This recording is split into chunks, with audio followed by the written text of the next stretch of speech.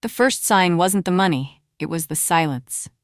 I sat across from my attorney, the man who had seen me through my father's estate and my own messy divorce, and for the first time in 3 years he wouldn't look at my left shoulder. He always had this habit of looking at my shoulder when he lied, but today he was staring at my wrists. Specifically, he was staring at the empty space where my father's 1958 Patek Philippe watch should have been. I had given it to him to appraise for the insurance writer a month ago, and since then, he hadn't mentioned it once. The silence felt heavy, like a thick fog filling the room. It made the hair on my arms stand up. I felt a cold chill run down my spine as I realized something was very wrong. This man was supposed to be my protector, my legal shield against the world. Instead, he looked like a predator who had just realized his prey was starting to notice the trap. I kept my face calm, but inside my heart was hammering against my ribs. I knew then that the business-as-usual act was over. The game had shifted and I was losing. Everything else about that day felt like a normal Sunday brunch. We were at the Gilded Oak, the kind of place where the butter is shaped like tiny seashells and the napkins smell like fresh lavender. My name is Kiara Osber, and I am 34 years old. I have spent most of my life playing by the strict rules of old money etiquette. My father taught me to never raise my voice, never discuss bank overdrafts at the table, and always trust the man in the bespoke charcoal suit. I was dressed in a simple silk blouse and pearls, looking every bit the part of the refined woman I was raised to be. I watched the sunlight glint off the silver spoons and listened to the soft clink of china. To any outsider, we looked like two successful professionals enjoying a quiet meal. But beneath the surface of my polished exterior, I was scanning every detail. I was trained to notice when a painting was hanging 1 inch crooked, or when a wine was corked. Now I was using those same skills to look for cracks in my own life. I was a white American woman who had always believed that if you were good, the world was good back. Jack Wales wasn't just a lawyer, he was a pillar of our community. He was the senior partner at Wales & Associates, a board member of the local children's hospital, and the man who held the keys to my $200,000 bridge fund. When Jack told you a private placement opportunity was a sure thing, you didn't ask for a prospectus. You simply asked where to sign. He had the massive credibility of a saint and the expensive wardrobe of a king. People whispered his name with respect in the halls of the country club.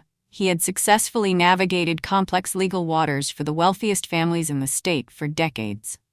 Because he had been my father's friend, I felt a sense of inherited loyalty toward him. He was the authority figure I leaned on when my world felt shaky. This authority bias is a powerful thing. It blinds you to the red flags because you think someone that successful couldn't possibly be a common thief. I sat there, nodding as he spoke about the market, but the trust that had once been solid as a rock was beginning to crumble. I realized that his expensive suit was a costume, and I had been paying for the fabric. As Jack reached for the check, he dropped a phrase he'd used since our very first meeting. "Trust the process, Kiara. We are family." It was a line meant to make me feel safe, to shut down any logical questions I might have.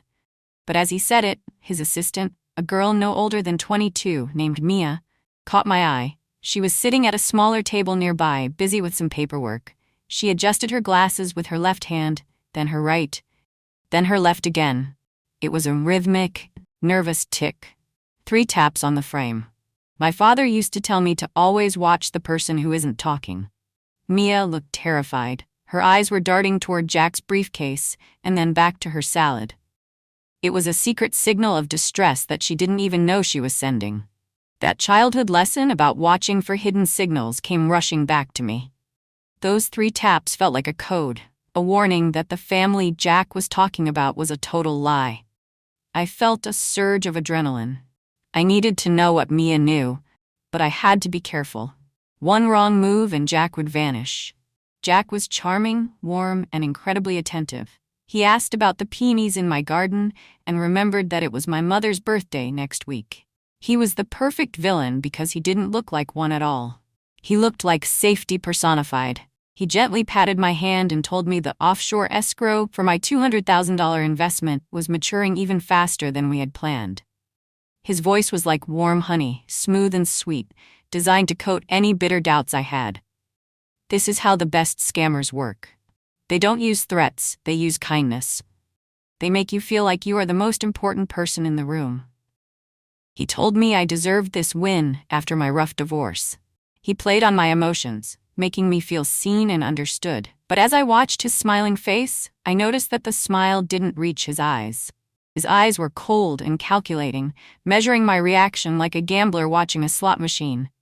He wasn't seeing me as a person. He was seeing me as a honeypot he could drain. I smiled back, playing the role of the trusting client, while my mind began to race with suspicion. A week later, I decided to do some digging on my own. I called the insurance company to check on the status of the appraisal for my father's watch. The lady on the phone was polite but firm. They had no record of an appraisal request from Jack Wales or his firm. My heart sank into my stomach. Next, I sat down at my computer and searched for the exclusive fund Jack had mentioned, the Aristos Group. I searched for hours, but I couldn't find a real website. All I found was a single landing page filled with professional-sounding buzzwords like less regulatory friction and high-yield private equity. There were no names of directors, no physical office address, and no history of past performance. It was designed to look technically believable to someone who wanted to trust the person selling it, but to anyone actually looking, it felt like eating glass. It was a hollow shell. Every click of the mouse felt like I was uncovering another piece of a nightmare. The progressive suspicion escalation was in full effect now. Every bit of information I found was slightly off, and the pile of lies was getting too high to ignore. I spent the next morning going through my trust accounts with a fine-toothed comb. I had moved $200,000 into what I thought was a bridge loan for a new development project. When I finally got the digital statements, my blood turned to ice. The money was gone. It hadn't been moved into a new investment account. It had been liquidated entirely.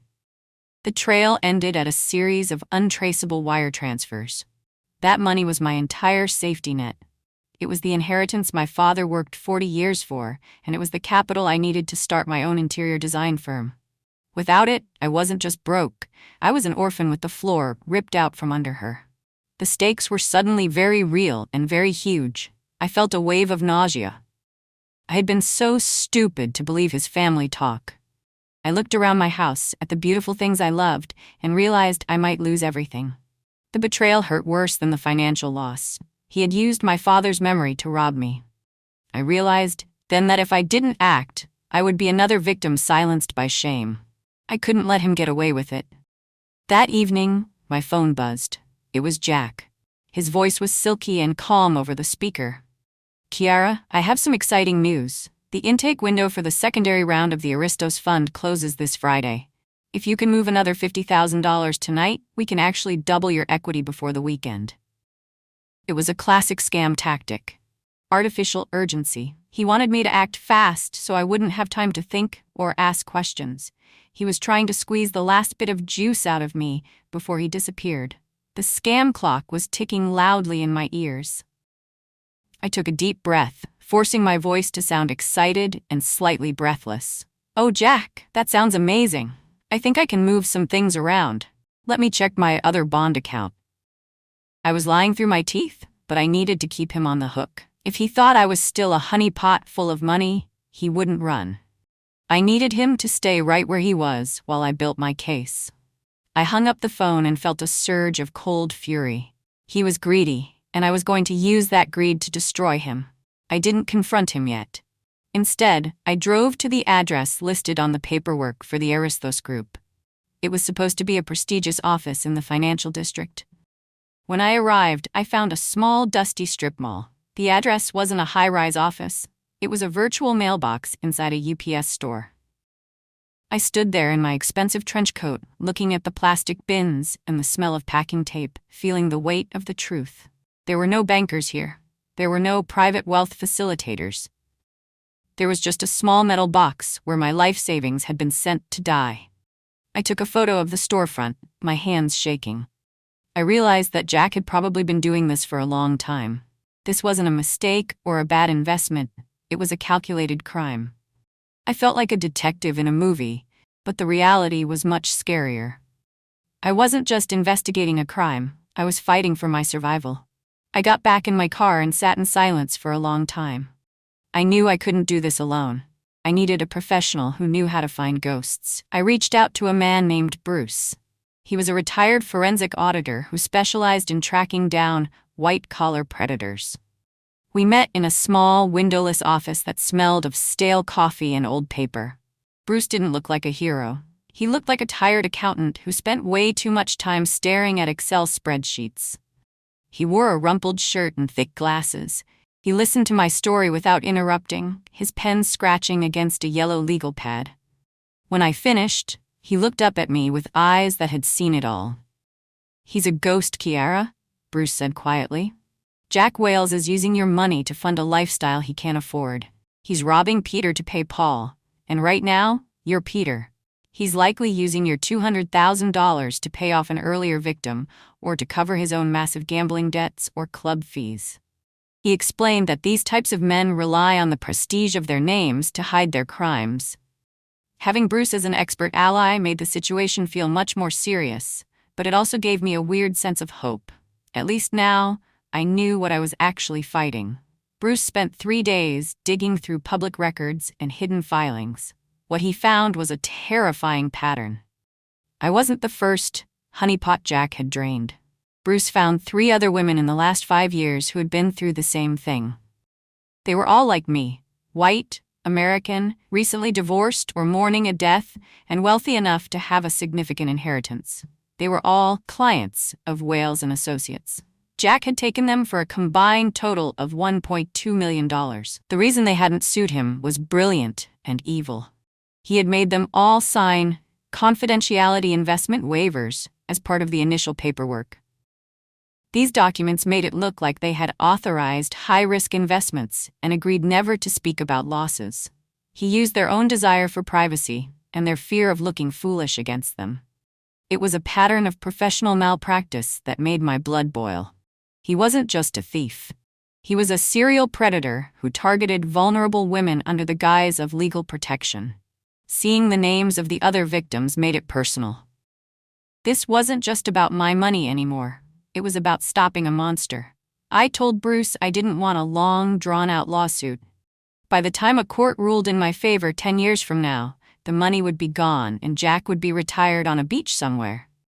I wanted a dismantling. I wanted him to lose everything in a way that he couldn't escape. We came up with a plan. I called Jack and told him I was all in. I told him I had discovered a hidden bond account my father had set up that had another $100,000 in it. I could practically hear him salivating through the phone. I invited him to a private, celebratory dinner at my house to sign the final papers and hand over the check. I told him I wanted to celebrate our family success with a bottle of the finest wine. This shifted the story into a sting operation. I was the bait, and the $100,000 was the hook. I spent the day preparing my house, but I wasn't just setting the table, I was setting a trap. I felt a cold, calm energy. I was no longer the victim. I was the architect of his downfall. Every detail had to be perfect.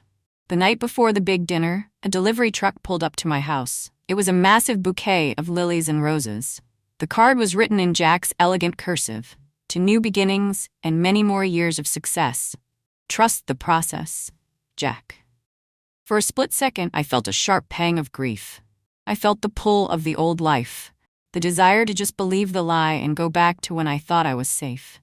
It is so much easier to be loved by a beautiful lie than to be destroyed by the ugly truth. I stood in my hallway, smelling the flowers, and I actually cried. I cried for the friend I thought I had and for the innocence I had lost. But then, I remembered the UPS store. I remembered the other 3 women. I wiped my eyes, straightened my back, and turned on the small digital voice recorder I had hidden in my pocket. The conflict between my heart and my logic was over. Logic had won. I wasn't Kiara the victim anymore. I was Kiara the hunter. I moved the flowers to the kitchen and got back to work. I wore a vintage silk dress that night, one with a clever hidden pocket in the side seam. I had spent hours making sure the recorder wouldn't make a bulge. The dinner, was at my home, which gave me the home field advantage. I had control over the environment. I had hired 3 caterers to help with the meal. They were in the kitchen in white jackets, but they weren't chefs. One was Bruce, and the other 2 were professional legal process servers I had hired to witness everything. We had tiny cameras hidden in the bookshelf and a microphone under the dining table. It was a classic covert operation trope, and the tension in the air was thick. Every time the floorboard creaked, I jumped. I wondered if he would notice the cameras, or if he would sense that the energy in the house had changed. When the doorbell finally rang, I took a deep breath and smoothed my dress. I opened the door with a bright, fake smile. "Jack, come in. Everything is ready." The game was officially on, and there was no turning back now. Over the main course of roasted chicken and fine Bordeaux, I began to lead him down the path. I had acted slightly tipsy and very impressed with his financial genius. "Jack, I just don't know how you do it," I said, leaning in close. "Tell me again how the Aristos Group avoids those pesky SEC audits. It's just so brilliant." Because he thought he had already won and that I was a complete fool, he grew overconfident. He laughed, swirling his wine, and began to brag. He laid out the entire scheme, the way he used the virtual mailboxes, the wire transfers to the BC credit unions that had favorable reporting laws, and the 72-hour scrub he used to move funds into his private offshore accounts. He admitted to everything, thinking he was impressing me with his sophisticated business model. He even joked about how easy it was to manage the expectations of his older clients. My heart was pounding, but I kept the recorder running.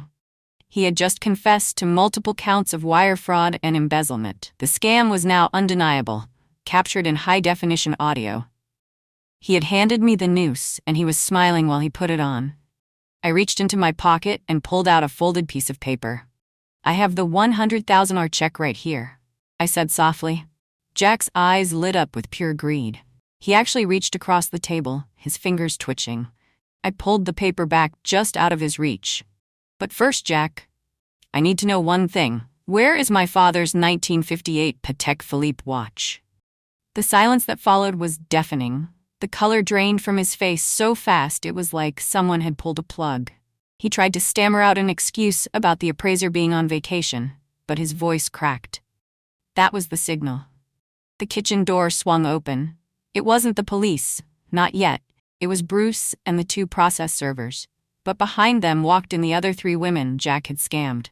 We had found them, contacted them, and brought them here. They stood in a row, looking at the man who had stolen their futures. It was the ultimate moment of narrative justice. Jack looked like a cornered rat. He realized that the honeypot had just turned into a hornet's nest. We didn't scream or shout. Instead, we all sat down in the living room.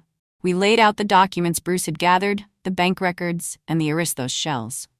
I played back the recording of his confession on my phone. The sound of his own voice bragging about the fraud filled the room. We gave him a very simple choice. He could sign over his personal assets, his mansion, his vintage car collection, and his partnership shares in the firm, to a restitution fund for us, or we would hand the recording and the witnesses over to the state bar and the FBI that very night. He would be disbarred and in a federal prison by the weekend. We had him in a golden noose. For 3 hours, he tried to negotiate, but we stayed firm. By midnight, he had signed every document we put in front of him. He looked broken, his expensive suit rumpled, and his face gray. We let him leave my house with nothing but the clothes on his back. I watched his car pull away and felt a massive weight lift off my chest. But the story didn't end there. Jack was a predator, and predators don't just stop. The next morning, I went to his house with Bruce to ensure the assets were secured. The house was a ghost town. He had anticipated that we might change our minds and call the police anyway. He had a bug-out bag ready and had vanished in the middle of the night. He had skipped town, thinking he had traded his physical assets for his total freedom. He even had the nerve to send me a final text from a burner phone. "You were never as smart as you thought, Kiara. Keep the house. It's leveraged to the hilt anyway. I kept the millions you didn't find." My heart dropped. He had a secondary offshore account we hadn't tracked. He was gone, and he still had a fortune. It felt like he had won again. He was halfway to the border while I was standing in his empty foyer. I felt a surge of panic. Had I been too cocky? Had I let the big fish slip through the net? I looked at Bruce, who was calmly looking at his laptop. "Don't worry," Bruce said, not looking up. "He thinks he's playing checkers, but we're playing chess." It turned out that Bruce had anticipated the flight. He had placed a GPS tracker on Jack's car and had been monitoring his digital footprint.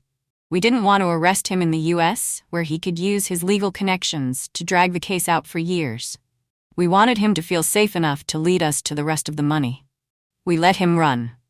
We watched him move through the South, eventually surfacing in a small, luxury coastal town in Mexico 6 months later. He was living under the name Jack V. He had bought a beautiful white villa overlooking the ocean. He was back to his old tricks, wearing linen suits and frequenting the local high-end bars. He thought he had escaped the Brooks and the Kiaras of the world. He thought his new life was his reward for being a brilliant criminal. He had no idea that every move he made was being logged and reported back to me. He was living in a cage we had built for him. Jack's new life in Mexico depended on him finding a new investment partner. He needed someone local to help him funnel his stolen millions into legitimate Mexican businesses to avoid international tracking. Enter a woman named Camille. She was beautiful, wealthy, and seemingly very vulnerable. She was a French expatriate who had recently lost her husband and was looking for a trustworthy advisor to help manage her estate. Jack did exactly what he always did. He used the honeypot process. He was charming, he was attentive, and he was helpful. Within 2 months, Camille had agreed to open a joint business development account with him. Jack, feeling totally secure and deeply in love with his own reflection, moved the entirety of his stolen $1.5 million into that joint account. He thought he was using her to wash his money. He thought he was the predator and she was the prey. He was so busy looking at her shoulder that he forgot to look at his own. He felt like the king of the world, finally safe in his tropical paradise. One morning, Jack woke up in his beautiful villa and realized the house was strangely quiet. Camille was gone. Her clothes were gone. Her car was gone. He rushed to his computer to check the joint account. It was at zero. Not a single peso was left. He tried to call her, but the number was disconnected. He tried to call his contacts at the bank, but they wouldn't take his call. He was suddenly a man with no money, no name, and no friends in a foreign country. He didn't realize that Camille wasn't a rich widow. She was a professional actress and private investigator. Bruce had hired using a portion of the money we had actually recovered from his initial asset signing. We had used his own greed to lead him into a trap that was a perfect mirror of his own crimes. He had been honeypotted by a professional. Everything he had stolen from us was now in a secure escrow account in the US, waiting to be distributed back to the victims. He was left with nothing but the sun and the sand. But the final twist was the most satisfying. I hadn't reported him to the US police or the FBI during those 6 months for a reason. I wanted him to be the one to cross the border back into the US voluntarily. I knew that once Camille robbed him, he would have no choice but to try to return to his old contacts in the States to find a way to survive. I waited. Bruce tracked him as he sold his expensive watch, not my father's but his own, just to buy a bus ticket to the border. He was starving, his linen suit was stained and torn, and he looked 20 years older. He was a broken man. When he finally reached the border crossing at San Isidro, he was flagged immediately. I had filed the criminal complaint and the recording only 48 hours prior. I wanted him to feel the hope of returning home before the handcuffs clicked shut. He was arrested on the spot. When they searched him, they found one item in his pocket that he had refused to sell, even when he was starving, my father's 1958 Patek Philippe. It was the only piece of prestige he had left. The downfall was total. Jack Wales was extradited back to our state. Because of the recording and the testimony of 4 different victims, he didn't even try to fight the charges. He pleaded guilty to 24 counts of fraud and embezzlement. The news was everywhere. The pillar of the community was revealed to be a hollow fraud. I attended the final hearing. I sat in the front row, wearing the same pearls I had worn to that first Sunday brunch. I watched as the judge sentenced him to 15 years in a high-security prison. He didn't look at my shoulder this time. He couldn't even lift his head. He was stripped of his law license, his reputation, and his freedom. I felt a profound sense of peace. I had reclaimed not just my money, but my dignity. I had shown him that you can't build a life on the ruins of other people's hearts. The honeypot had been dismantled, and the predator was finally in a cage. I walked out of the courtroom and didn't look back. I stood on the balcony of my brand new interior design studio a few months later. The space was beautiful, filled with light and the smell of fresh fabric and high-end wood. It was funded entirely by the liquidated assets of Wales and Associates and the restitution from his Mexican adventure. I hadn't just gotten my $200,000 back, I had earned a significant management fee from the way we had handled his assets. My business was thriving, built on a foundation of honesty and hard work. I was no longer the vulnerable woman he thought he could exploit. I was a business owner, a survivor, and a strategist. I looked at the city skyline and felt a surge of pride. I had turned a betrayal into a masterpiece of justice. I realized that my father's lessons about watching for hidden signals hadn't just saved my bank account. They had saved my life. I was Kiara Osber, and I was finally in control of my own story. The rise was much more satisfying than the fall. I looked down at my wrist. The 1958 Patek Philippe was back where it belonged, ticking perfectly. The story of Jack Wales isn't just about a bad lawyer or a financial scam. It's about the fact that people who try to use your heart as a handle are often the easiest ones to trip. They think your kindness is a weakness, but in reality, it's the very thing that allows you to see them clearly. I didn't have to break a single law to get my revenge. I just had to be more patient and more observant than the man who thought he was the smartest person in the room. I played the process better than he ever could. As Jack sits in his standard-issue orange jumpsuit today, no bespoke tailoring in sight, I hope he remembers that Sunday brunch. I hope he remembers the 3 short pulses of a lie. Trust your gut. It is the only thing that is truly yours in this world. The mystery is solved, the justice is served, and the honeypot is closed for good. Perfect closure, perfect peace. If you enjoyed watching Jack's quiet luxury, life crumble piece by piece, don't miss our next breakdown.